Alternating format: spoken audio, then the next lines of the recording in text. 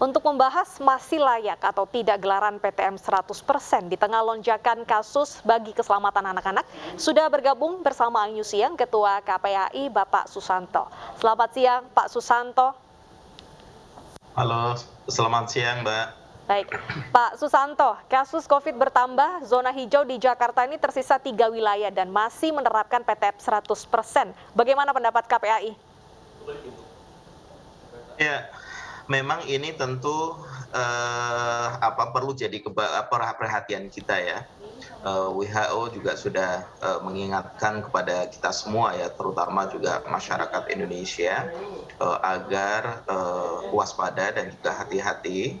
Tentu tidak boleh panik, tetapi di pihak lain kita harus evaluasi terkait dengan kebijakan pembukaan pembelajaran tatap muka 100% karena contoh saja data yang ada, DKI ini kalau dari sisi vaksinasi anak kan memang belum sempurna ya, baru sekitar 58% untuk 6-11 tahun.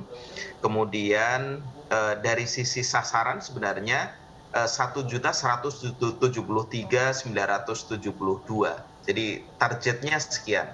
Tapi capaian vaksinasi di DKI Jakarta memang baru 58% diperkirakan sekian. Nah, sementara di pihak lain, kasus Omikron di DKI itu ada 1.697. Baik. Ini tentu lampu kuning saya kira buat masyarakat, sekaligus juga buat pemerintah daerah agar hati-hati dan sekaligus tentu mengevaluasi kebijakan pembelajaran tatap muka 100% itu. Baik, tapi kalau menurut KPAI sendiri dengan temuan yang tadi Bapak sebutkan, apakah PTM saat ini lebih baik dihentikan sementara atau tetap berlanjut saja? Ya, hemat kami akan lebih bijak ketika kondisi seperti ini 1.600 sekian. Yang kedua, vaksinasi juga masih belum sempurna ya. Tadi yang saya sampaikan sekitar 58%.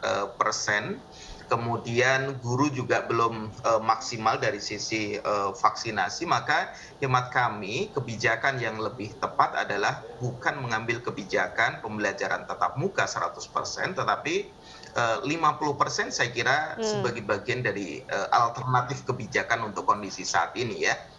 Semata-mata ini untuk menyelamatkan anak-anak kita dari potensi keterpaparan, karena memang kepatuhan protokol kesehatan di usia anak sekolah apalagi SD itu kan memang relatif tidak mudah ya. Proses pembiasaan itu tidak mudah. Jangankan anak SD, ya usia dewasa pun kan sering masih berkerumun dan lain sebagainya. Itu saya kira memang penting jadi pintu masuk untuk perbaikan. Jadi KPAI menyarankan boleh PTM asalkan 50% ya Pak Susanto? Ya, itu alternatif ya. Saya kira itu alternatif terbijak ya. Alternatif terbijak di dalam kondisi saat ini. Pak Susanto, menurut KPAI sendiri, apa pertimbangan pemerintah hingga saat ini masih 100% Pak PTM-nya di tengah lonjakan kasus? Ya, kami memang tidak dalam posisi mengira-ira ya. Saya kira pemerintah dalam hal ini Pak Mendikbud dan jajaran kementerian yang lain saya kira yang tepat ya untuk menjawab. Tetapi pada prinsipnya bahwa kami sangat memahami kerinduan anak-anak kita dengan sekolah ya. Kemudian kerinduan orang tua anaknya kembali ke sekolah, itu saya kira memang bisa dipahami. Tetapi yang juga harus dipertimbangkan situasi saat ini memang penting juga memikirkan bahwa keselamatan itu harus menjadi prioritas utama. Kita dalam kondisi memang tidak mudah mengambil kebijakan.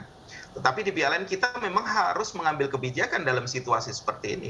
Satu sisi memang fokus pada keselamatan anak-anak kita, tetapi di pihak lain tetap pembelajaran tetap jalan dengan alternatif teraman, ya, dengan alternatif teraman. Karena tentu kita tidak mau ya terjadi lost generation bagi anak-anak kita. Baik, jadi semoga tadi ya saran dari KPAI 50% di tengah lonjakan kasus ini bisa dipertimbangkan oleh pemerintah. Terima kasih Bapak Susanto atas waktunya sudah berbincang di Annews Siang.